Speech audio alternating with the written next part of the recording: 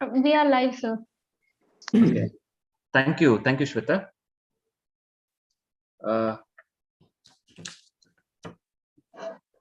So, good evening, everyone. I'm Dr. Akash, and I'll be moderating the session today. And I welcome you all for today's panel discussion on the what next after orthopedics. So I thank both the White Army and the Ortho TV who are helping us to reach many fellowship aspirants here through this portal.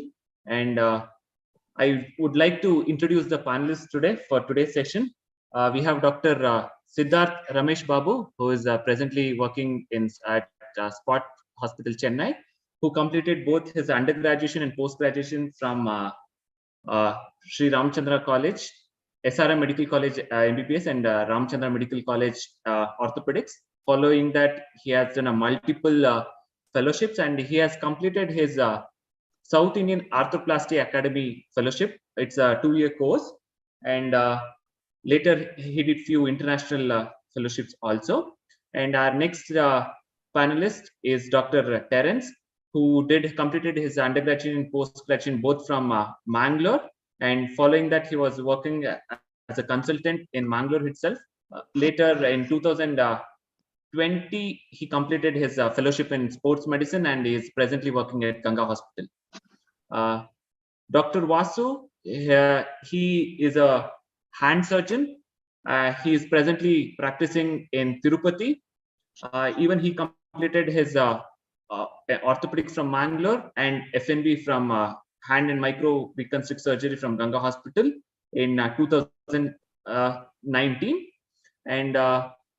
Rajabhaskara sir, he is he's a senior person. After completing his orthopedics from Sancheti, Pune, he did his FNB in trauma and critical care. Following that, he did a replacement fellowship at Ganga Hospital. Later, he has done a clinical fellow in bone tumors at Newfield Orthopedic Center, and he has also got a Girdlestone scholarship from University of Oxford.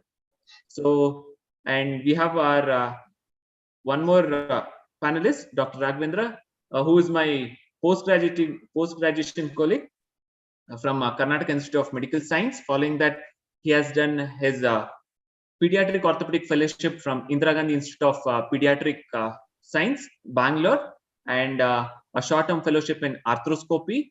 Following that, he was working as a registrar in Pediatric Orthopedics in Ganga. Now, currently, he's based in AIIMS Rishikesh. And Nirdesh, he's also from my undergraduate colleague. He completed from orthopedics from Bangalore. Later, he pursued his fellowship in spine surgery from Indian Spine Injury Center, which is a dream for many aspiring spine surgeons. So I welcome all the panelists to this session, and we have a disclaimer. Please note these are the personal views and opinions of the speakers, and there are no conflicts of interest. And to begin the session, I would like to put forward this a very simple X-ray which is done by many just completed orthopedic graduates. So we have a distal tibia fracture. It's a closed fracture in a 40-year-old male. So a straightforward case. So everyone knows there is no second thought. It will be a nailing itself. And the surgeon has done this type of intramedullary nail. So will this fracture unite or not unite, or can this fracture be performed or reduced or fixed better? These are the many things which we can think. But my personal comments, and any of the panelists would like to comment on the X-ray. Raghu, can you comment on this, please? Yes, it's a post fixation of both one leg, but there is a minimal valgus with recovetum, but there is a almost like three cortices seems to be intact. Only thing is that proximal, there is also a proximal fibula fracture, but as it is a distal tibia fracture, it takes time to unite. So actually, dynamic locking would have been done, I think, approximately. Yeah. Even I felt so. Rotation wise, I'm not that happy. And even though this is a distal fracture, they have done only anteroposterior locking. They should have done a 90 degrees Yeah. That anteroposterior and provides medial better lateral. stability. That would have done a good reduction and stable. So when we think anyone can do a nailing, to do a good, perfect job, so it requires something special to be trained under a very good surgeons to see multiple cases. So that's where we want to reach, okay, accuracy and perfection. So with this, we'll be starting the session. So is fellowship necessary? So I want Dr. Rajabhaskara sir and Dr. Siddharth to opine about is fellowship necessary? Thank you, Dr. Akash, for first of all, I'd like to say thank you very much for inviting me to this forum. So my thought is fellowship is definitely necessary, especially for arthroplasty. You do need to be trained in it. Because arthroplasty, it is a surgery which affects the lifestyle of the patient, and the joint is expected to last for at least around 15 to 20 years. So unless you do know the intricacies like patient selection, proper surgical technique, instrumentation, etc., you may land up with complications. And we do know if such complications do occur, generally they don't do well, and revision surgeries don't do as well as others. So in terms of arthroplasty and with the subspecialties that are mentioned, I do think that fellowship is necessary. So, Dr. Rajabhaskar, what do you think? Yeah, thank you, Akash. Thank you, Siddharth. So, actually, the question is fellowship necessary? 100%. There's only one answer. Definitely, you need fellowship. The only question which needs more clarity is when is the fellowship necessary? So, why is a fellowship? So, fellowship as such is for you, okay, you finish your MS Orthopedics, DNB Orthopedics, and then you're interested in arthroscopy or you're interested in spine surgery. In the Indian system of education or the Indian system of post graduation, 3 years of training. So actually comparing it with the Western system of education, like in the UK, if you have to get into an orthopedic consultant from the day you join, you finish your MBBS, the day you start your orthopedic residency training till the day you become a consultant, it is about 9 years to 10 years. That is similarly the time in Australia also. Indian system is slightly different. Like after you finish 3 years of training, directly as per the MCI, as per the Indian government, you can be a consultant. So, but that much of experience, the abroad systems have been made where if you have about 8 years after your basic orthopedic training, and then you need to go into the specialists where you do enough number of surgeries, only then you can become a consultant. So, in the Indian system, definitely fellowship is necessary. There is no doubt about that. 110% in orthopedics, or not only in orthopedics, any field of medicine, any subspecialty like in obstetrics, cardiology, there are niche specialties. So to answer this question, fellowship is 100% necessary. The only question which I think will be of more clarity is when is the fellowship? When do you need to do the fellowship? Yes, sir. Yes, sir. Thank you, sir. We have few set of questions which will be asked to the panelists in this forum, and anyone who are attending our live session, if they have any queries, they can put it across our chat box. I'll be asking them, asking the panelists. So just to reduce the technical issues or voice issues. Okay. My next question would be, sorry. So fellowships are definitely necessary. We'll be taking forward the question. Should it be a short term or a long term? So this is a question to Dr. Terence, because in spine and hand and microvascular surgery, there are no short-term fellowships. So all are minimum 1 year fellowships. So there is a dilemma for arthroscopy people, because multiple small like 6 months fellowships are available in India under individual surgeons. So this is to Dr. Terence. Terence, sir, what's your opinion? Hi Akash, at the outset, thanks again for inviting me and compiling the whole program, getting all the specialists together. It's a great venture, and I hope all the juniors get benefited out of it. I hope I'm audible. Yes, sir. Yes, sir. Yeah. So in Scopy and Plasty, I think this trend of having short term and long term is very much prevalent in India. I think the answer to this is what exactly that candidate wants and where he wants to go and settle back.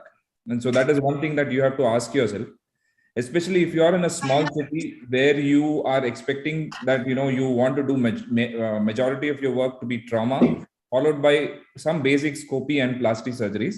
In that case, you have a small setup of your own, or you want to go back to the clinic and you want to be a jack of all trades. In that case, I think a short-term fellowship will be sufficient. And especially in Scopy, if you see, there are a lot of cadaveric training labs now. So you do multiple cadaveric workshops like this and do a short fellowship to understand the clinical implications of, advising a surgery for the patient.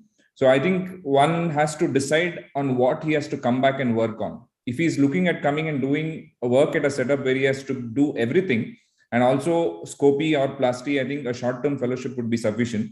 But in a case where he wants to do only arthroscopy, because every field now is so vast that you can take it up and you can start doing it on its own. Like for example, Scopy, we have knee, we have shoulder, we have elbow, wrist, hip. So not all surgeons do a lot of these surgeries. So you can develop individually and you can do and market yourself to be an arthroscopy surgeon as well. So if you are looking in that perspective, a definite long-term fellowship is required, which will give you a long perspective on handling patients and also will give you a definite more hands-on when you're working at a center. I hope that clarifies your query. Yeah. Thank you, sir. Thank you, Terence, sir. Siddharth, what's your opinion about arthroplasty? Because primary surgeries, many surgeons just post MS ortho people or DNB ortho people are performing. So why do you feel that there is a long-term fellowship for a plasty is required? So just like how the previous question that you had asked, is fellowship necessary? I think over there I had talked about that you do need to know the intricacies. So I'll just give you an example of a friend of mine. So he told me that this was before he did any fellowship. Just immediately after his post-graduation, he did a hip replacement. So I curiously, I had asked him, how did you do the hip replacement? So how are you trained in that? There are multiple steps that are involved. What he told me was, don't worry, Babu, the company person is there. He will help you. So that is an attitude that we should not have. You got to really know the ins and outs, the proper patient selection, the proper implants, the proper surgical technique. So I don't think that is possible through a short-term fellowship or just immediately during our DNB or MS or diploma training. So you do need to get specialized in it. So to prevent the complications, I do think it is necessary that an arthroplasty fellowship is necessary to prevent such catastrophes from occurring. Okay. So my next question is, so if you are planning for a long-term fellowship, so will you be practicing only Scopy, Plasty, Spine, Pediatrics per se, or specialty, or would you be also handling any trauma or any other orthopedic pathologies? This question is to Dr. Vasu sir, because he has done hand and microvascular. So I'd just like to know whether he is doing any other trauma also along with this. Yeah, hi Akash. Thank you for inviting me first. And thanks to the White Army for organizing such a great event. Yeah, coming to your question, I'm actually practicing exclusive hand surgery. Involving in trauma as well might fetch you more cases, but over a time, you may not grow as a hand surgeon. That's my feeling. And I have seen many people who has done probably a short-term fellowship or observership with some hand surgeon doing trauma as well as hand. They might do basic work to some extent well, but they may not be able to do a great job when they are involved in so many specialties. And you may not be known as an exclusive hand surgeon if I am doing tibia nails and femur nails and IT fractures. I doubt I can go as an exclusive hand surgeon. And it's been nearly 3 years after my fellowship, and I have been stuck to only hand, and I'm doing foot as well, diabetic foot actually. That's my interest. So I got some short-term fellowship in that. So I'm doing just hand and foot surgeon, and all the people in my hospital knows me as a hand and foot surgeon. And whatever the problem is, they come to me first. They won't go to the orthopedic surgeon. They come to me directly. So that's how you identify yourself, by practicing exclusively to the long-term fellowship you have done. And I would suggest, especially I'm talking about my hand surgery experience. This may not be applicable to other specialties. A hand is a completely little bit deviant from the regular orthopedic specialty. So practicing exclusive hand would be a nice idea. And you may think that you may not get cases. That might be the true scenario in initial few days. But I have seen from my first month itself, I have been doing decent amount of hand surgery cases, though I am exclusively practicing hand surgery and foot. Yeah, I think you should practice when it comes to hand surgery, I must say. Getting a straight for a tibia fracture to your clinic or emergency, it's very tempting to do a nailing. So yeah, I have done only 3 so far. Those 3 are actually compound tibia fracture where I need to debride. I go for debridement actually. So whenever there is a bad compound, they actually call me for debridement. I debride the wound and they fix it normally. So these 3 tibia nails, what I have done was just to show that I can do tibia nail, and I don't want to lose the touch of it. That's it. And I have done decent job, not great job, I must say that. And I have debrided and primarily nailed it. That's why I did tibia nail. Otherwise, I don't want to do tibia nails. Okay. So Siddharth, do you have any questions, Siddharth? Yeah, I would just like to add to what Dr. Vasudeva already said. I do think it is also dependent on the place you are working and your own professional thought process. So if you do want to be exclusively one particular specialty, I completely agree to what Dr. Vasudeva already said. But if you are working in a college setup or an institution, you may have to be a jack of all trades. So that is my opinion on that. It is also dependent on where you are working and your own professional thoughts. Yeah. I just want to add a point to that. Yeah, I must say that I'm in a 2-tier city now, so I can practice exclusive hand surgery, not in a small town. When you are a hand surgeon and you are in a small town, I think you need to do all the platings, nailings, and all that. But when you are planning to settle down in a city or a referral center kind of area where patients come from all around, I think you can practice exclusive specialty of yours, at least after a few years from your beginning of career. Okay. Thank you, sir. So my next question. Yes, sir. Akash, I also would like to add a point to that. Like this discussion, I think me and Vasu have had many times. That when you're growing in a specialty, this is to what Siddharth also said, that you have to decide, for all the juniors who are watching this, you have to decide whether you want to be a jack of all trades or you want to be a master of one. That is one thing that you have to decide. Second, you decide about the place where you want to settle, whether it's a small place where you want to do all specialties or whether you want to grow in one. And if you're growing in one, like if you're doing hand surgery, if you keep doing this tibia nails, no trauma surgeon will refer a carpal tunnel syndrome for you for your release, right? So you respect your specialty, you don't take away others' cases, you stick on to your specialty and you do your specialty and you expect others to refer the cases to you. That's how you grow as in your own specialty. That's what I would like to add.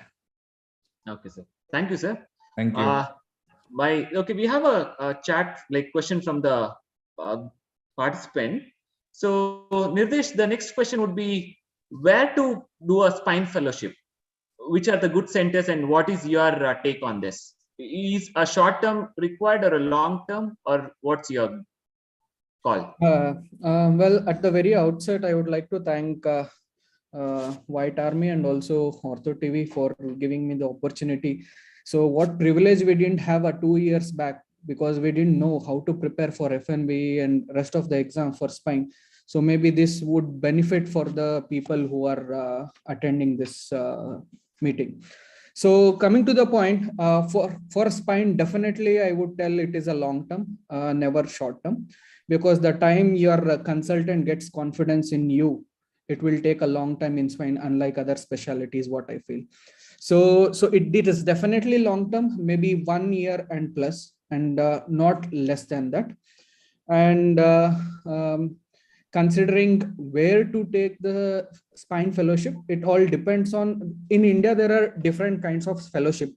I would like to classify them majorly as the one which you go through the exam and one which you do not take any exams for, right?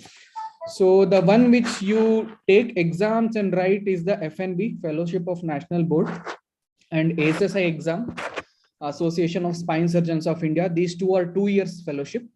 And there is also MCH Spine Fellowship in Rishikesh, AIMS, that is for 3 years with a good research activity which is going on over there. And 2-year Spine Fellowship in AIMS, Delhi under Dr. Bhavuk and Dr. Sharat Chandra. And PJ exam for spine, that is for 2 years. These are the exams which you take through the exam. You write exam and you take the fellowship.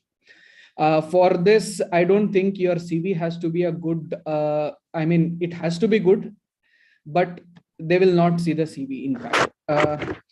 As far as the fellowship centers in India where you need not write exams, so there are professional bodies which give spine fellowships in India. For example, you have AVO Spine Fellowship, which is a short term, that is 1 year, 3 year, and 9 year fellowship. 1 month, 3 months, and 9 months fellowship. So I would rather suggest AVO Spine Fellowship to be taken, the one which is more than 9 months or a 9 months fellowship at least, right?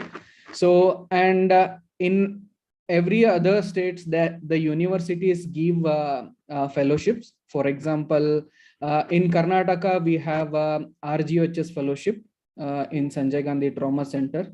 We have MGR University Fellowship in Ganga Hospital and few of the centers in Madurai like Preeti Hospital. We also have ISA Fellowship, that is Indo-American Spine Fellowship, which is given in Indian Spinal Injury Center, collaborating with American centers as well. And few of the honorary fellowships are present.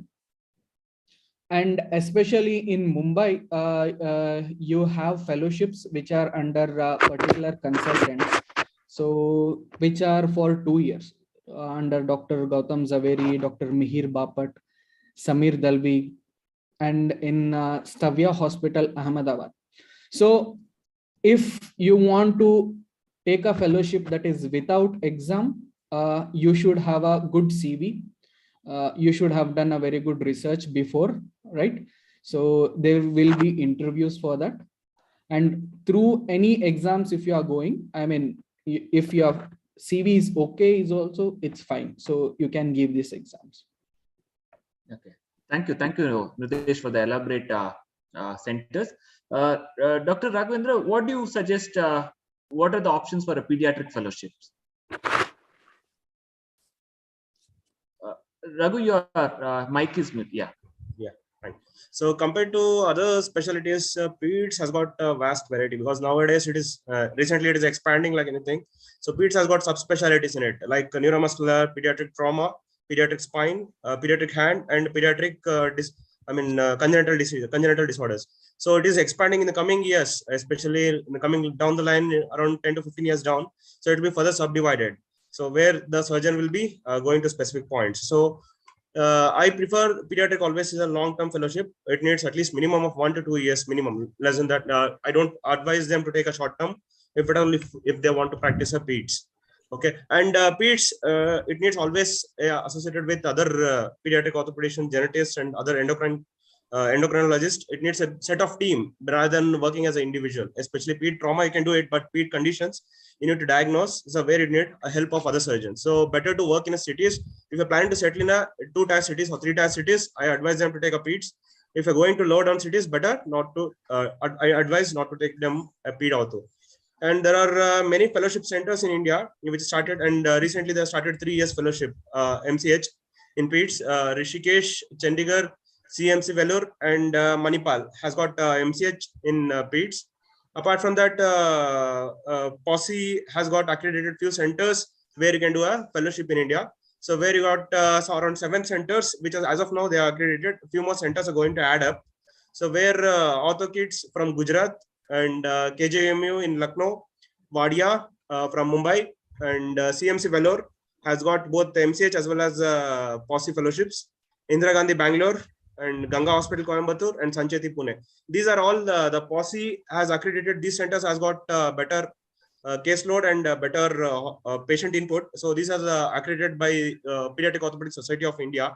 Apart from this, there are state fellowships which are taken by few states, like MGR fellowship again in Ganga Hospital, and Indira Gandhi has got a state fellowship from RGHS.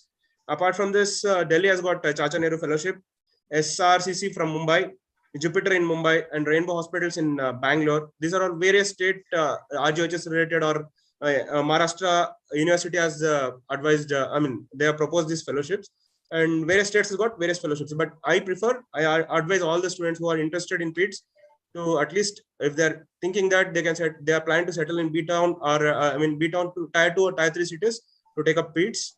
And it needs definitely a long term as it is expanding. So definitely I advise them to take a long-term fellowship. Okay. There are a few questions from the chat box, like to enumerate the good centers in India and to repeat the centers. So at the end of the session, we have displayed the email ID of all the subspecialty people, panelists who are here. Please, you can mail them so they'll be able to have a correspondence. I'll guide you further. Okay. Raja Bhaskara sir, what is your opinion on where are the good centers for orthopedic oncology?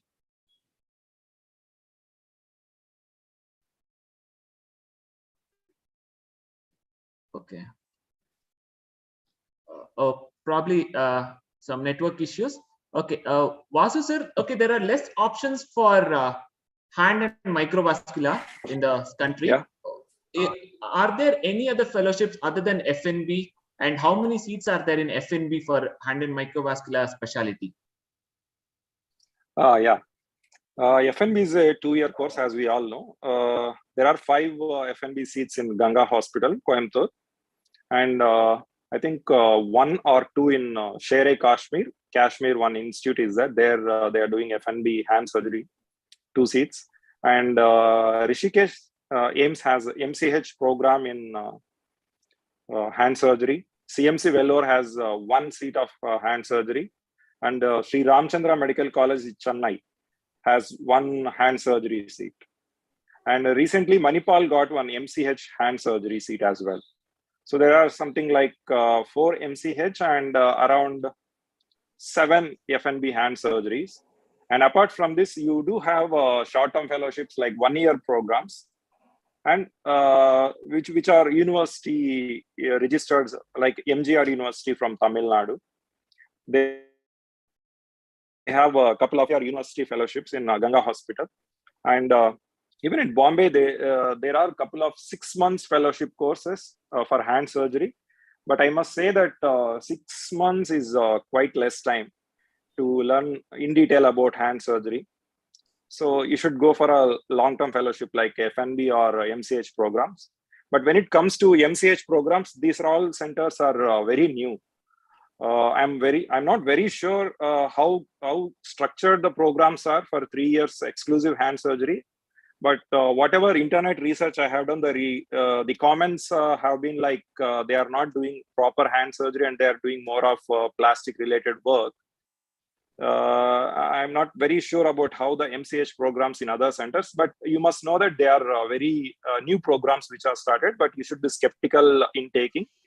And you all know that MCH is always better than FNB, but that's your personal decision, whether you have to go for MCH program or FNB program with good exposure. So you should strike a balance. Okay, thank you, sir. Now we have Rajabhaskara, sir, who will Yeah. be. Sorry, Akash, this poor connection. Okay. So regarding orthopedic oncology, it's like in the ratio of 1:100. If there are 100 people who are doing other specialties, it's only one person.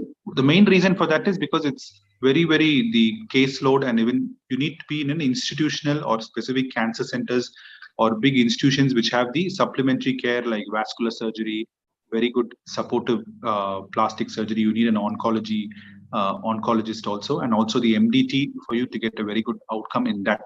So as of today, the best oncology training in India is the Tata Memorial Hospital. They have the 2-year fellowship. So they have an exam for that, and they prefer people who are experienced and willing to commit it to do oncology work, and it's very, very hard work there. So that is the #1 training center in Tata Memorial Hospital. It's a 2-year fellowship. And there are 2 seats they take every year. There's an exam. You have to write that and then go. The second fellowship is with Professor Manish Agarwal, who's one of India's pioneers in orthopedic oncology. He is now in Max Nanavati Hospital in Mumbai. So Sir has 2 fellows with him. So Sir takes fellows, and he has an interview, and it's on his basis, on his own preference. So, which is also a very good orthopedic oncology fellowship. Apart from that, in AIIMS, they have a fellowship. In Adayar, they have fellowships where surgical oncologists also, you have to rotate through the specialties and then get to do through that. This is in India. So in India, these are the 2 main centers. There's also the other, which the Indian Musculoskeletal Oncology Society, they have a fellowship which is not only for orthopedic oncologists, even for the other subsets like pathologists and everyone, where you can choose a center. But very importantly, they select people who are committed for that. They don't want you to learn. They want people who can do and who are experienced. So basically, after MS, if you have finished 3-4 years of some training, they give you more preference. Abroad, where I was trained, especially in Birmingham and in Oxford, it's a totally different way of, you have to write the MRCS, get your accreditation, and then do it. So orthopedic oncology, compared to other things, you need to first get your trauma and your arthroplasty, and your even a pediatric knowledge fellowship, because all of these are very important aspects which in decision making, and then you have to do the orthopedic oncology fellowship. So it's a slightly a longer run.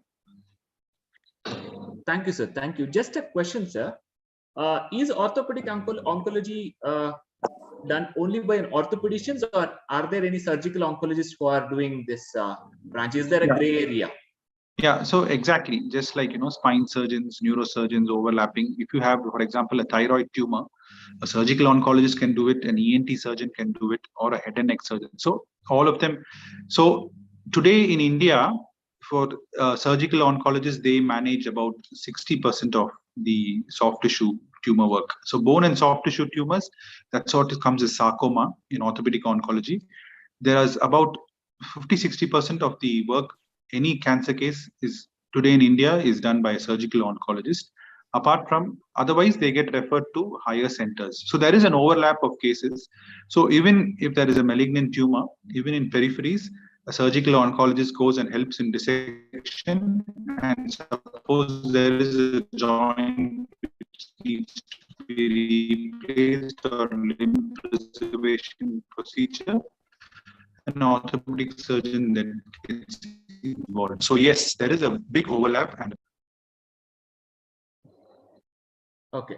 Thank you, sir. Thank you, sir. Even in spine as well as hand surgery, there's an overlap between a neurosurgeon and a spine surgeon, and even in hand, there is an overlap between hand surgeon as well as a plastic surgeon. So the next question, sir, would be, this is for the panelists. What do you choose? Is it Handson Academics or what it is? yeah. Terence, sir, what's your call on this? Terence, sir, your voice is mute. I think a fellowship should be a combination of both. Can you hear me? Yes, sir. It's good. I think a fellowship should be a combination of both, because there is no point in working 24/7 without understanding what basic principles are, what are the recent trends, and in what way you have to think further. What are the recent advances? Those you get only with academics. So it has to be a balance between the two, and that will be a good fellowship. You should have decent assisting along. Obviously, no senior is going to give you straightforward cases, right? Because all are private patients. If you have to assist, you have to learn how you're going to do, because it's some specialties like, for example, like spine or scopy are not very well dealt in your post-graduation. No much of an experience will be there. So it takes you time, maybe the initial 3 to 4 months, just to get a hang of it. And then, you slowly get hands-on. You cannot expect, especially for the juniors, directly to come in and start doing scopy. And especially this cadaveric things should be done simultaneously, so that your consultant also feels confident for you to get given his private cases. So that is one thing. A good academics in the center is very, very important. That keeps you updated. That keeps you thinking on the concepts, and also to put your papers in and publications, which are very, very important and which can be easily done in good centers. So I think it should be a good balance between the two. Okay. Nirdesh, do you want to contribute something for this? Yes, I would like to add on few things. That is, along with this, we should have added probably hands-on or academics and research. Especially as far as spine is concerned now, so spine is no more a general spine now. So it is again divided into endoscopic spine surgeries, minimally invasive spine surgeries, your deformity corrections, right? So what we have to be having is a good CV. So at the end of your fellowship, you need to have a research work done and also a good CV, so that you can get a good fellowship outside India or within India, especially these maybe super specialty. Now spine itself is a super specialty. So over and above that, it is again subdivided. And as far as spine is concerned, I would definitely go for a hands-on. Hands-on is must, because unlike other branches of orthopedics, spine and hand and microsurgery are the one which needs a very soft skill, right? So which will not come just with the observation. You will learn the technique, but you will have to do it, especially in spine and hand and microsurgery. So I would go for hands-on. Hands-on is the first thing I would like to choose if at all I'm searching for a center. Second, coming to academics. Yes, academics is one which will help you to inculcate good practice. So what it is not always what you have to do. It is also that you should also know that what wrong you are doing, right? So if you know what wrong you are doing, that has to come only with the academics. So hands-on first, following that is research, and next comes your academics. Okay. Thank you, Nirdesh. This question is to Dr. Raghu. See, you have worked both in a government setup like Indira Gandhi, and even you have worked in a Ganga hospital where there are very fine-tuned, refined work they do. So how different is it to work in a government setup and as well as a corporate like Ganga? And what do you suggest if there is an option between where too much of hands-on like in government, or to go with the academic institutes? So here I would like to say that just it needs a balance between both.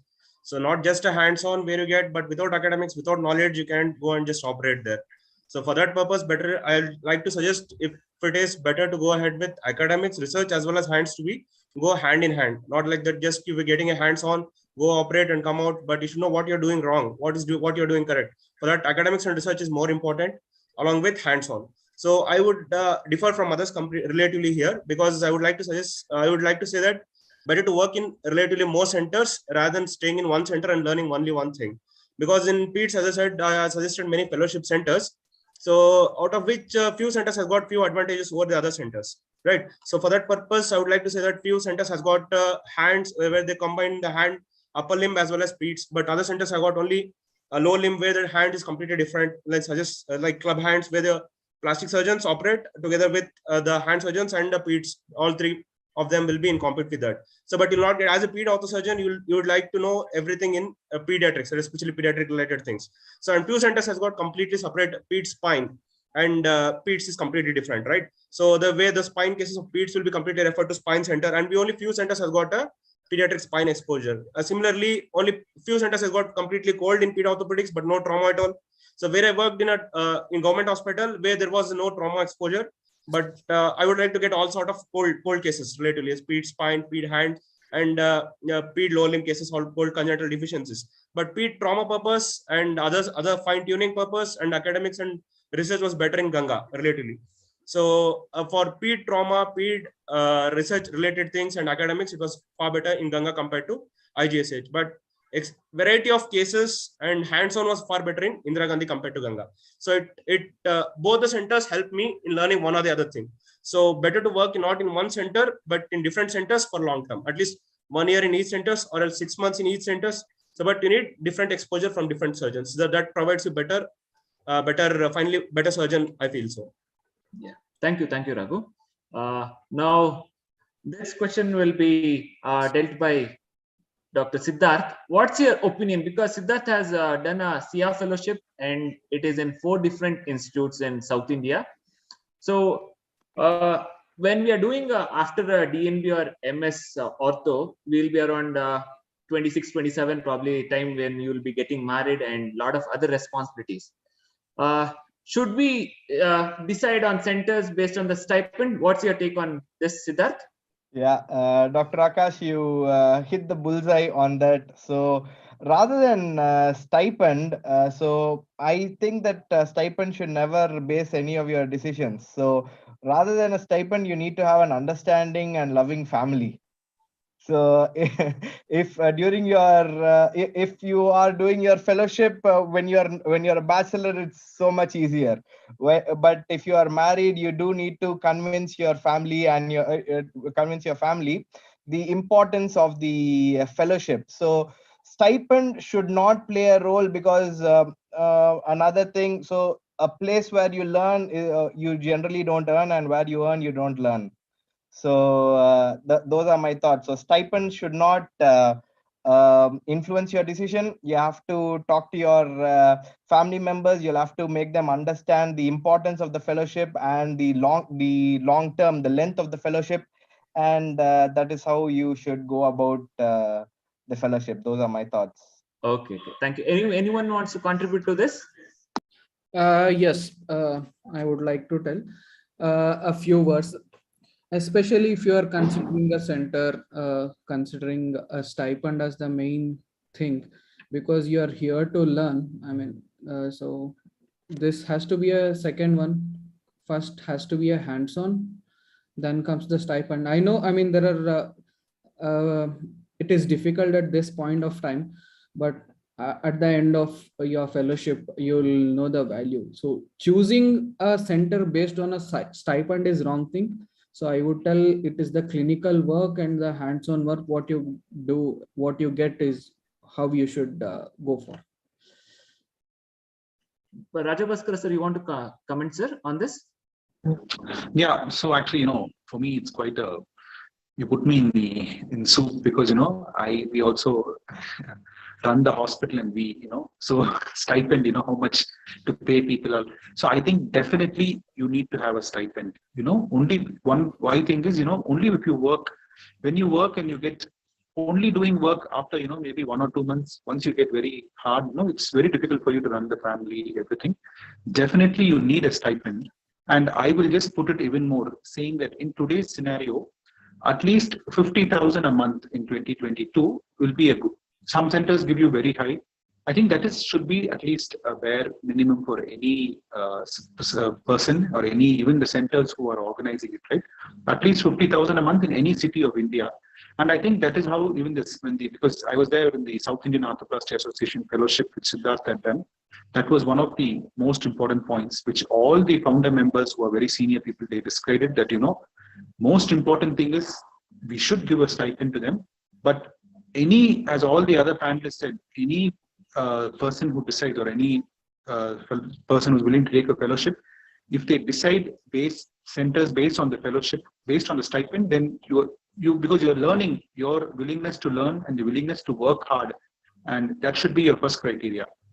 And as for people who are running the fellowships, they have to get a stipend. So I would say stipend keeps you even mentally satisfied, gratified and all. So a stipend of 50,000 is definitely necessary, but as all others said, you should not keep that as the main criteria for your planning. Yeah. Okay. Thank you, sir. Thank you. Just a note at this juncture. Those 6 months fellowship, short-term fellowship, those the stipend varies. It depending on the surgeon who is offering the fellowship. Whereas when there is an association sponsored or a FNB, SC, the stipends are fixed throughout India. So these associations the stipend offered is more than the individual surgeon offered. A small correction for this. I'm sorry to interrupt. As far as FNB is concerned, it is based on the same as SR pay in that state. So FNB in South Indian states, we are getting a less salary compared to the one which is in Delhi or in Kolkata. So the stipend is quite high compared to the South Indian state FNB centers.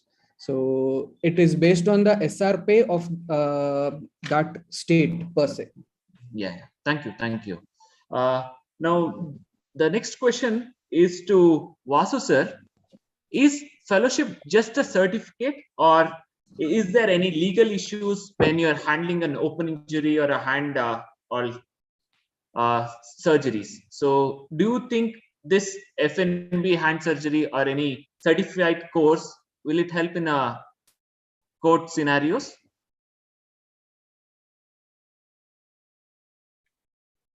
Okay. So Akash, can I answer that? Yeah, yes, sir. Please, sir. So fellowship, as per the Indian medical legal system, if you have finished your MS Orthopedics or even your D Ortho or even DNB, you are clinically, as per the law, competent to manage any orthopedic injury, okay, which involves open injury, trauma, arthroplasty, arthroscopy. So doing that, you cannot be faulted. This is the court of law.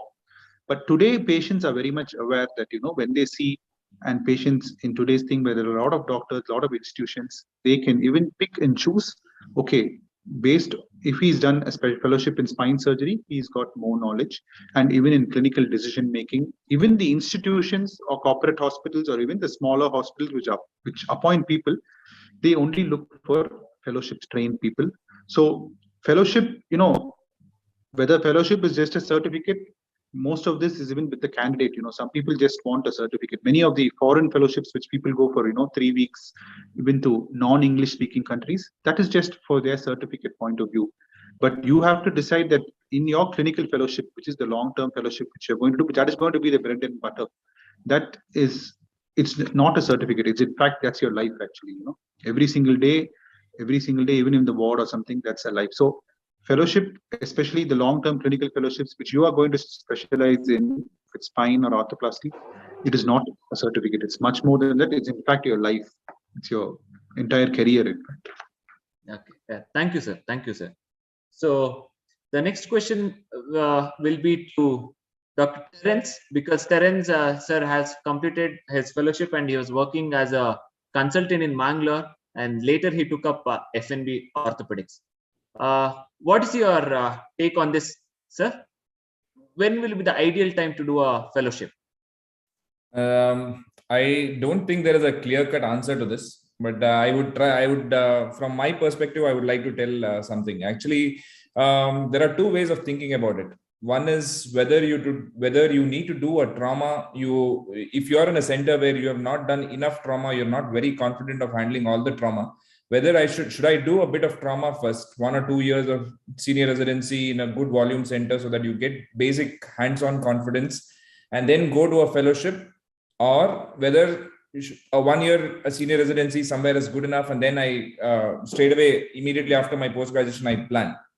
So earlier, I think all the trained orthopedicians, all the seniors, everybody would suggest all the juniors to do trauma first. And there is a good reason why you need to do this, because every specialty is an extrapolation of trauma. Basically, if it is plasty, spine, or even scopy for that matter, at times you should have that basic idea of handling trauma and doing the basic trauma in some of the areas, and having that confidence in helps you a lot in growing in your specialty as well and picking up your skills as well. So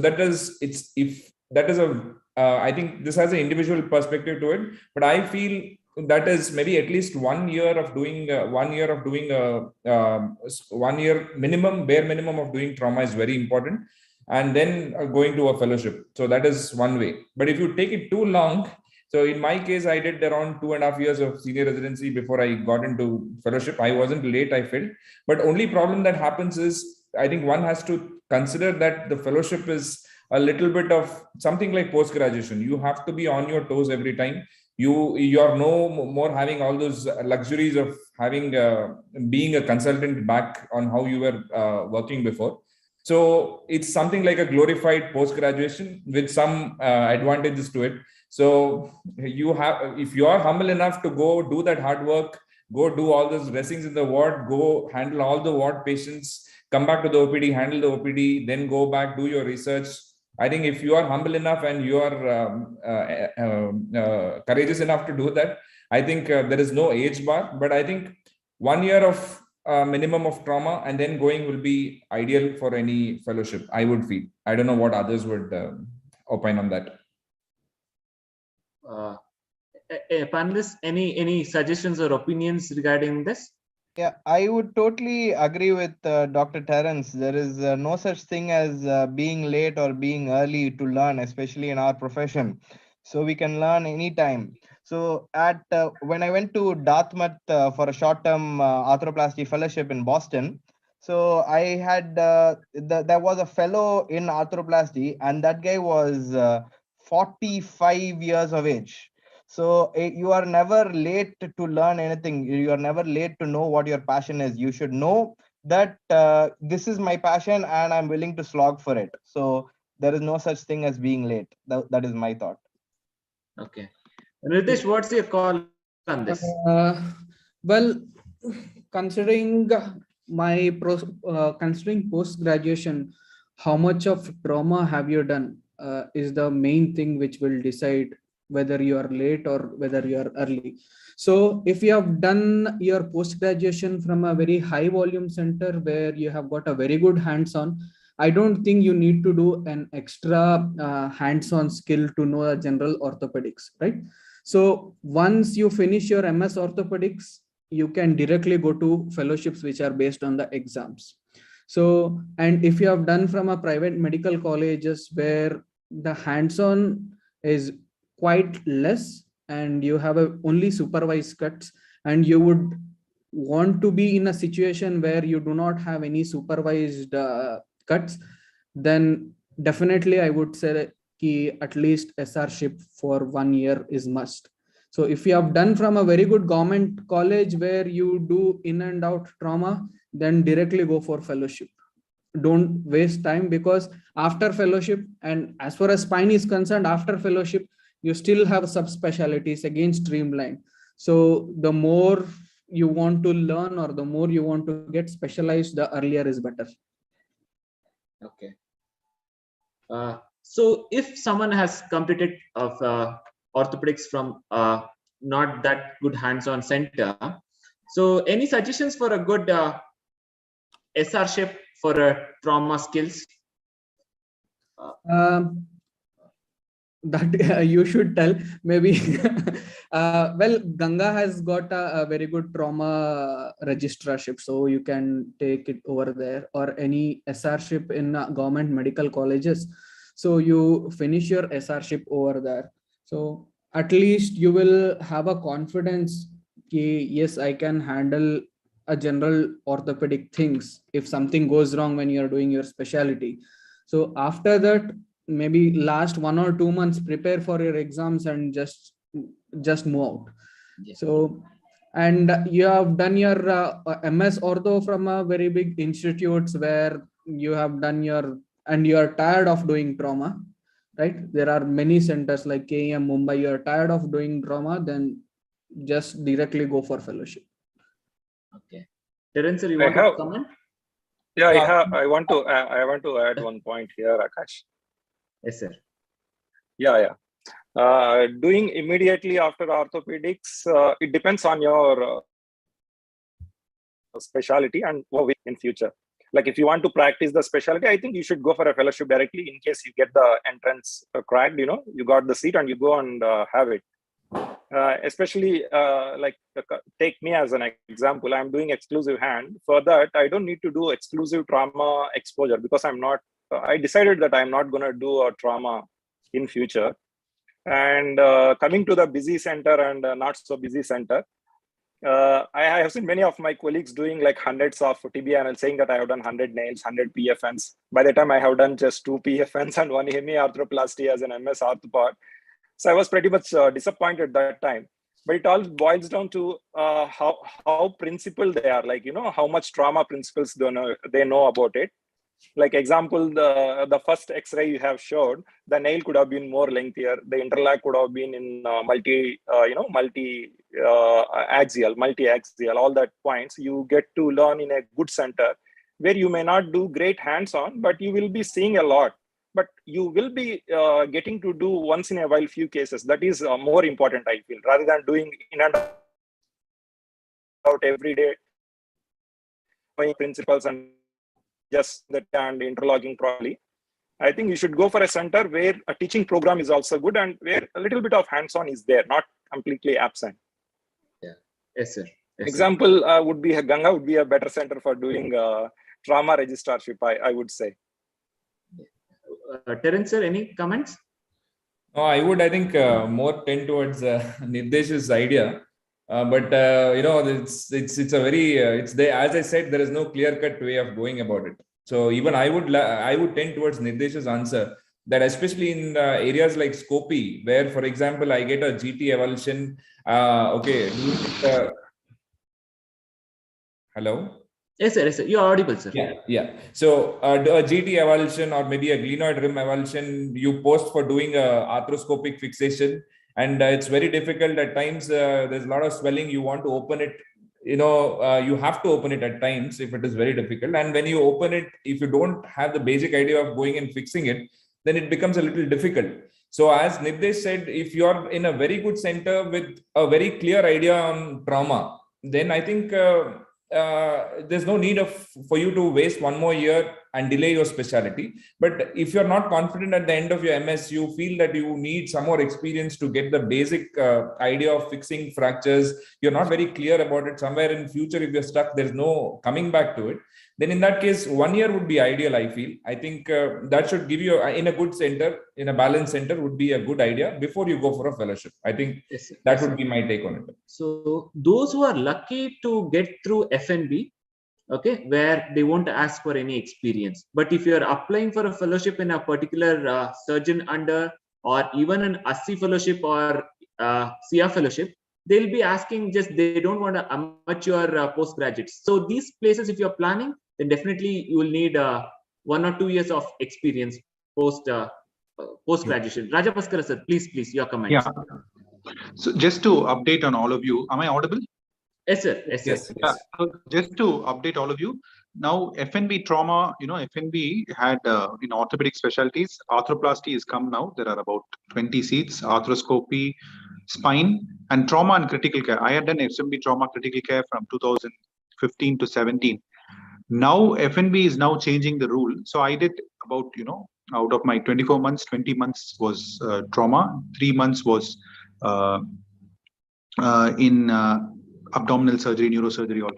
Now the FNB Trauma is now FNB National Board wants to keep it only for general surgeons. So anyone who wants to write FNB Trauma, the scope is changing from next year onwards. They want only general surgeons to do it who are able to do laparotomies, splenectomies, neurosurgery. So anyone who wants orthopedic surgeons, of course, orthopedic surgeons, we only want to focus on orthopedic trauma. So FNB Trauma, that is not the route for you, just to update all of you. This has been a new development by the National Board. Only general surgeons people, they want to do this course. Okay. So FNB Trauma is going to be only for general surgery people hereafter. Okay, thank you, sir. That was a update which I think many of us were not aware. This is for the Vasu sir. Most of the panelists here are from the metros. You're the one who is practicing Tirupati, and what is your take? Your specialty is a gray area of a plastic surgeon as well as a orthopedic surgeon. And do you get so many referrals to be a super specialist in a city like Tirupati? So Vasu sir, your voice is not audible. Can you repeat the question, Yeah. Akash? I could not actually. I had a signal issue. Okay, sir. Among the people, all the panelists here, all are in the metros. You are the one who is in not a metro like a Tirupati place like Tirupati. Having a super specialty like this, where everyone can do a K-wiring for a finger or do a carpal tunnel. Okay, what is your take? Is a specialist required in a two-tier city? Yes, absolutely required, Akash. If you take the two-tier cities, they're the feeders to these metro cities actually. From here only the patients go to Chennai or Bangalore if you take my place. And once the specialist is available within a small town, I think they will search for you and come to you. I think everybody does this.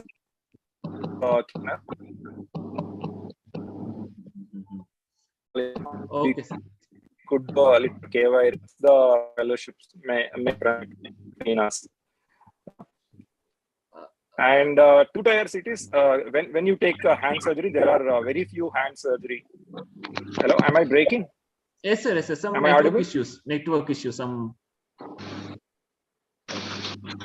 Yeah. Maybe if when you you keep take your hand video surgery, off there and are only few just audio. seats.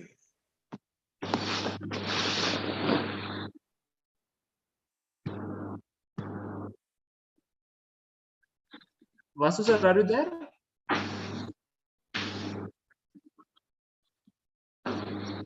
Okay. Terence sir, does it matter? Can you hear me now? Yeah. Vasu sir, yeah, it's better now. Yeah, when you take hand surgery, the hand surgeons are less in number.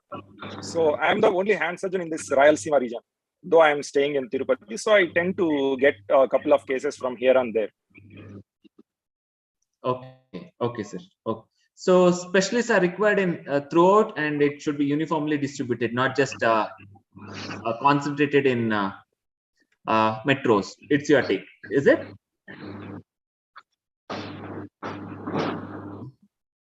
Okay. So I think we discussed about trauma skills in the previous slide. So this question is to Rajabhaskara sir, a good center or a good mentor. So you want to have one single surgeon under you whom you want to work, or you want to have in an institute where multiple surgeons you have an opportunity to learn from. What is your call, sir? Yeah, so 100%, one of the big aspects of fellowship is mentorship. So when you are with a consultant or even with a group of consultants, not only operating the way they even their outlook, the way they talk, the way they behave with the patients, the attenders, that is also a very big important aspect. So, many people, whenever they ask a fellowship, they just ask, okay, is there enough number of cases, or is there enough amount of cutting chances, enough number of academics? That forms about 50-60%, which I would say. To really progress, every day is a mentorship, like even with the team people, the way how they behave, how they talk with the entire group. And if you have to extrapolate that to your practice, it is very important how you imbibe their important skills and knowledges. So I will always suggest that, you need to be anyone, even if you are with one surgeon or with a group of surgeons, you have to treat them like mentors. You have to be willing to imbibe and learn. So mentorship is very much essential. It's very, very important. Mentors in fellowships.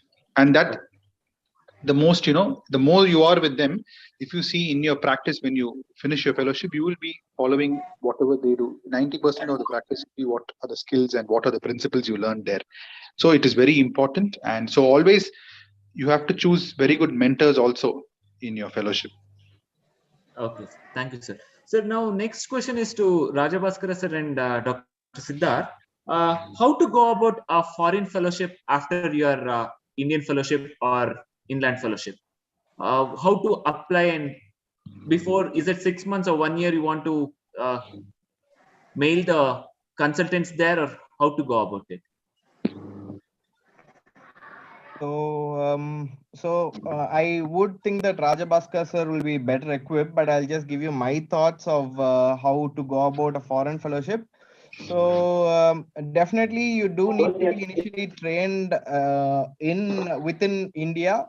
So that will give us the better hands-on, and a short-term type of fellowship abroad or an observership also will help us to keep in tune with the present scenario.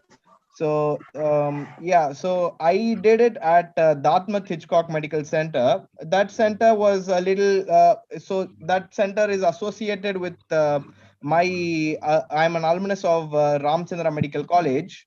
So I had just attended a short interview, and then they welcomed me aboard over there. So after knowing that I was interested in arthroplasty, the arthroplasty unit over there did give me a opportunity to observe over there for a couple of months.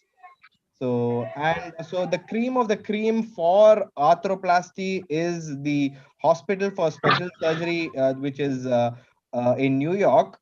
So that is the Ranawat Fellowship. So for that, you do need to have a really good CV. You need to have quite a few research articles, and you have to also, when you attend that interview, you should have a PowerPoint presentation prepared that why you are the appropriate candidate to be selected over there. So so those are my thoughts. So I think Rajabhaskar sir will be better equipped to answer that question. Yeah. So thank you, Siddharth. So actually, I'll just take Siddharth's example. So, there are many arthroplasty fellowships in India, but 6 weeks, there are even 6 months fellowships, 1 year. But of all of them, Siddharth will be very much well equipped and very well experienced because he has done a completely 2-year fellowship. He has done a 2-year fellowship focused in arthroplasty in 4 very good centers. So he must have seen almost all the complex surgeries, all sorts of arthroplasty, definitely. So he'll be one of the most equipped arthroplasty fellow trained surgeons when he's finished the 2-year fellowship. Now, if Siddharth goes to Dartmouth University or a short-term fellowship, it is very well. It's just like a icing on the cake for him because he's very well equipped. He's very well trained. He's done all his basics. He's invested 2 full years in arthroplasty, and then if he does it, it's very useful. It's icing. It's a cherry for him. Whereas if a young person, if you finish your MS directly, if you go to a small fellowship like Endoclinic or Korea or even US, it's not going to be very helpful because directly going for 6 weeks, you won't learn the nonsense. So if you have to do these short 6 weeks fellowships, you have to be extensively trained, extensively having your base covered. That is one aspect. And there are many 6 weeks or short-term fellowships in arthroplasty. One of the gold standard is the Endoclinic Fellowship in Germany, but it is completely German speaking. Coming to the most important point, US or UK, you need to finish, if you want to do a long-term fellowship, you need to finish their licensing exams. In the US, it is the USMLE. In the UK, it is the GMC registration. To get the GMC registration, you can either clear the MRCS, directly go in, and there are different paths to that. And once you do that, it's about 1 year. You go into the system. You become a fellow. You are in the system. You work. You become like, you are like a treating doctor. You are licensed there. That is, so you take care of the patients. You have to do your surgeries. And because it's a national healthcare system, that is a different way. So for that, doing a fellowship in the US or the UK, you have to plan. You have to plan about 2-3 years in advance and then work on that for the long-term fellowships. Short-term fellowships, there are many short-term fellowships where you can apply, just go for observerships.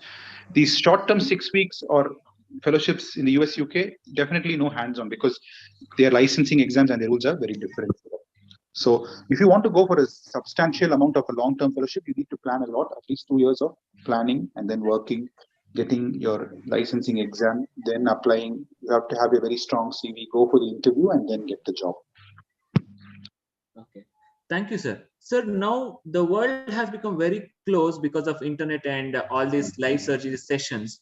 Do you still feel that what surgeries are done in US or Germany, is it very different from a surgeon who is doing a high profile, fine-tuned surgeries in India? Do you think there is a lot of difference in the methodology or the skills, or will we be able to reproduce the same thing what is good in their city at our place? 100% from based on my experience, and even in Ganga Hospital, we used to conduct these live surgery courses. So we usually find out that surgeons in India are excellent, and in fact, sometimes even better. So there is no difference in the surgical skills between surgeons, even in India. Not only because of this, as you said, the whole world has become small because of. Even in every developing country, even in the underdeveloping countries, like AO has done a very good job. So throughout the world now, fracture fixations, for example, has become uniform, standardized. So there is no difference in surgical skills between well-trained surgeons from India and abroad. There is no difference. Even the surgeries done are of the highest quality in India. One thing which abroad is, definitely far ahead of us is research. They are at least 10 years ahead of us, especially in UK and in US, because the whole structure and the funding for research is very different there. But surgeries wise, surgical skills wise, Indian surgeons are at par with anyone in the world. There's even the surgeries done, the same techniques, same things are even being done in very good centers across India. Okay. Thank you, sir. Thank you. Siddharth, you have anything to comment? Yeah, so just like how Dr. Rajabhaskar sir had said, so in my short experience in the US as well, so I did notice that we Indians are definitely, I would say that we may be a little better skilled than people in the same experience level as compared to the US. But what I did find that the US was ahead of, do agree that we are behind with research. What is ahead is the availability of instrumentation. So in the US, so for example, the direct anterior approach, a lot of people use the table over there. So it can be done without the special OR table, but the OT table definitely does make a difference. It is a really expensive table, whereas in the US at the center that I was staying, there were 4 tables. So that costs in India, that cost approximately 1.5 crores just the table. So also one day there was 6 revision hip surgeries that happened. So they were having the explant system readily available, whereas in the entire South India, I think there is only one explant set that is available in India. So that is where I think the abroad is ahead of India rather than the skills, the availability of the instrumentation. Okay. Terence sir, what's your call? I think just to add on to it, I personally have not done a fellowship or an observership abroad. But as you said, because we are so very well connected with the webinars and other stuff, and we have a lot of live surgeries happening at our center, a lot of stalwarts coming and operating here. As far as arthroscopy is concerned, I don't think we lack behind at any level as far as the surgical expertise is concerned. So every procedure that has been described or recently described is being done here, and we are at par with the West at any level in arthroscopy. Okay. Thank you, sir. Now we have last few questions. This is for Nirdesh. How do you prepare for any entrance like FNB? What's your how long will it take?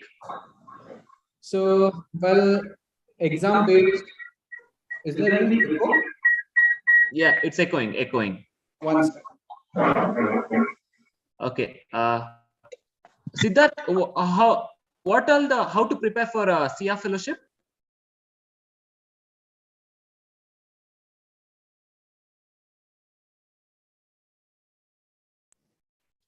Akash, can I take the question? Yeah, please. Okay. So how to prepare for FNB exam? So exam based, I have already mentioned that there are FNB exam, Association of Spine Surgeon of India exam. Then you have a MCH of Rishikesh AIMS and AIMS exam properly, and PGI 2 years of exams, right? So as far as FNB is concerned, you need to prepare everything. So it is an MCQ based exam. So you need to plan at least 3 months before the exam. Okay. So, and MCQ based exam, you need to know all the specialty. That is the bad thing about FNB exam, is what I feel. If you want to pursue a spine surgery, you need to read about the arthroplasty, hand microsurgery, scopy. As far as other exams are concerned, in ASI exam, you need to prepare only for the spine part of orthopedics, and there will be an interview after your exams as well. So these are the main things. So I feel at least 2.5 months should be fine for preparing for FNB exam. Okay. Siddharth, is there any different way to read or prepare for a SIA fellowship? So for the SIA fellowship, your prerequisite is to have to be at least 1 year post MS or DNB. So we have a interview and an exam at Sparsh Hospital, Bengaluru. So based on the exam and then the interview, they do the selection process where they do select 4 people. So generally 60% of the paper is general orthopedics and 40%, I guess most of the exam fellowship exams also in the same pattern. 40% will be the subspecialty. Okay. Vasu sir, you want to comment? Yeah, coming to hand surgery fellowship entrance, can you? I hope you are hearing me properly. Yeah. Yes, sir. Yes, sir. Yeah. As we all know, hand surgery FNB can be given by general surgeons, plastic surgeons, and orthopods. So the paper for FNB hand surgery will be completely different from the trauma, scopy, spine, and all. You need to know the basic orthopedics, but I think you should concentrate more on 4th volume of Campbell, where congenital hand and microsurgery is given in detail. And apart from that, they might ask you a few general surgery questions as well, which you may need to look into it, or you can just skip it. So that they have asked a classification of prostate cancer for us in FNB hand surgery, and they will ask a few questions on microsurgery part of it. It may not be in detail, like the suture use, jewelers, what is jewelers forceps, and all that stuff. So it's a little bit different from the other FNB entrances. I think knowing the entire orthopedics may not be that important for hand surgery, but knowing a little bit of general surgery, basics of plastic surgery and microsurgery, which is not that tough to understand. There are few small books available for that. You can just go through the books. That's it.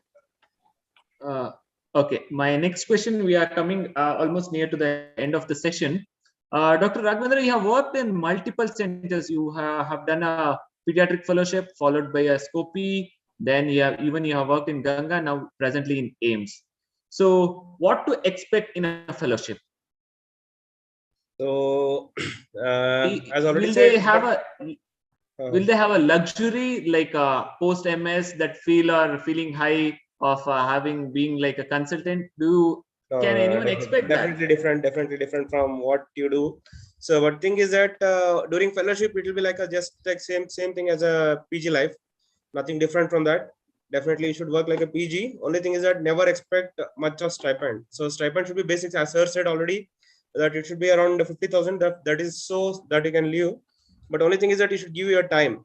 Basically, if you give time for at least 2 years, what you want to learn, so then that is sufficient. So as I worked in different centers, I had got different stipend as well. So never thought of stipend first thing. So the thing is that what you want to learn from different surgeons. That's what I thought. So that's what I gained from them. Different centers have taught me one or the other thing, new thing, which I was not knowing in the previous center. So you'll get different experience, but that will be helpful for your future. So that adds up for you. Not about money. So once you settle, they definitely can earn that. That is not an issue. But only thing is that you should provide your time, basic time, at least for 2 to 3 years, which I think so. So post MS, never think of money. First thing. Second thing is that concentrate on what you want and where you want to settle. So if you want to settle in a metro cities or 2-tier cities, definitely it needs fellowships. So work for a long time. So then once you are expert in it, then you can do whatever. You can earn about the money, not a good thing, not about the money, but you can earn the money later on. But only thing is that what you want to learn is the focus on that. So then we can be an expert in that. Okay. So Terence, sir. Akash, one thing that our boss used to always tell here is that a fellow gets to learn out of your boss's 20 years experience. So what he has taken 20 years to learn, you have to pick it up in 1 year. So it's a tremendous task on you. So you have to be on your toes full time. I think basic stipend, as we all discuss, is required. And one thing for all fellows who come in is to remember that you should never feel entitled, in the sense you feel that you're working here and there, what is happening, right? Because I felt that when I came initially, because from a consultant post where I was working in, I came down here, and then when you start working as PGs, it's a little difficult for you to take it. And you should stop feeling entitled, do your basic work, and eventually you start getting cases and boss feels confident in you that you can handle the case, and then you start getting hands-on as well. So don't expect, the first question everybody asks is, do you get hands-on? Yes, it's very, very important to get hands-on, even in Scopy as well. You will get enough hands-on. And to add on to it, as far as Scopy is concerned, you have a lot of cadaveric workshops now.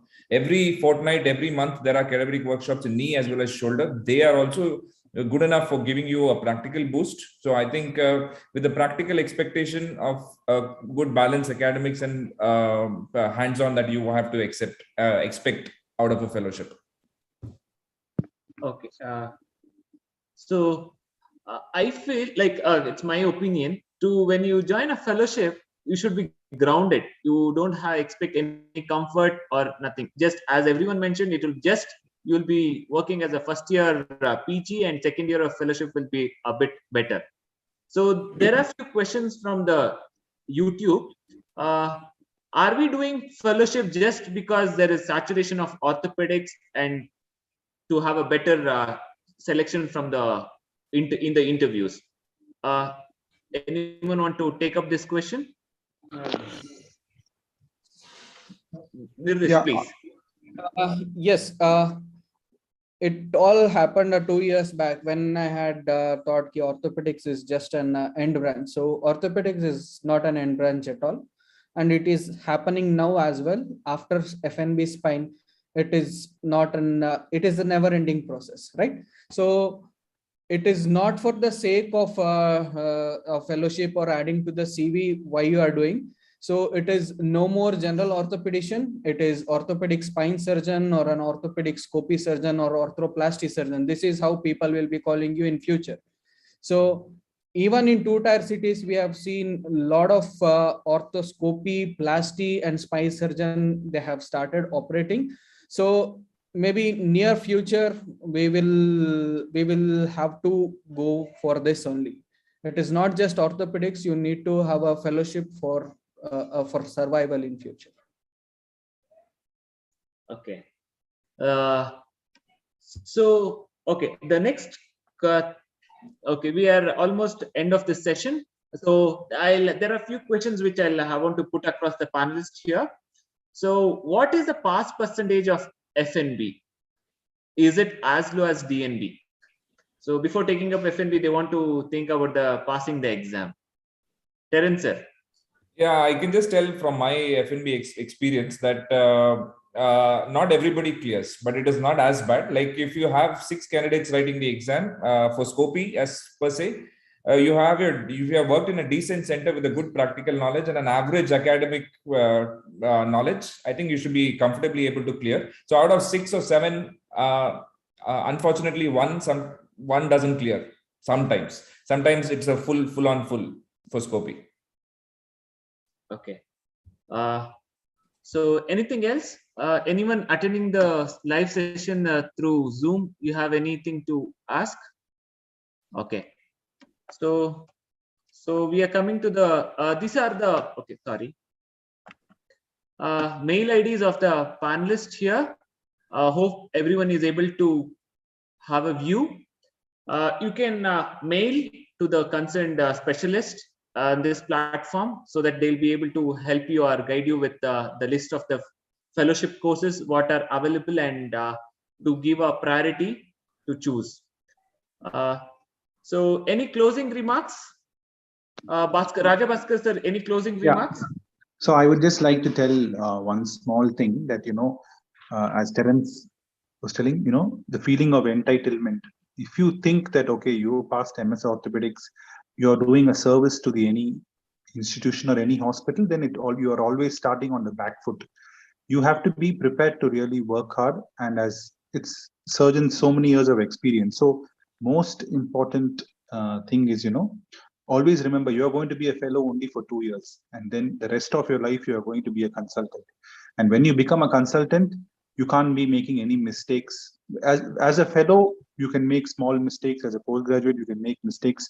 Public, even one, and you are always under the guidance or under the supervision of a consultant.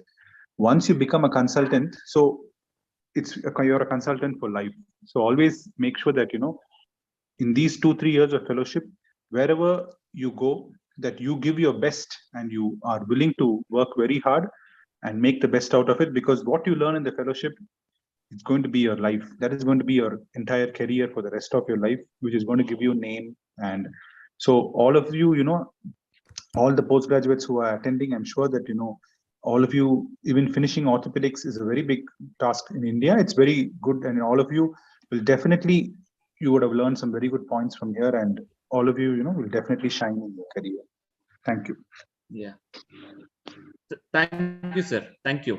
So I would like to conclude the session, today's session, and thank all the panelists for sparing their weekend, Saturday evening, to help, or to share their experience. And I thank personally Dr. Siddharth, Dr. Terence, Dr. Raja Bhaskar sir, Dr. Nirdesh, Dr. Raghavendra, and Dr. Vasu sir.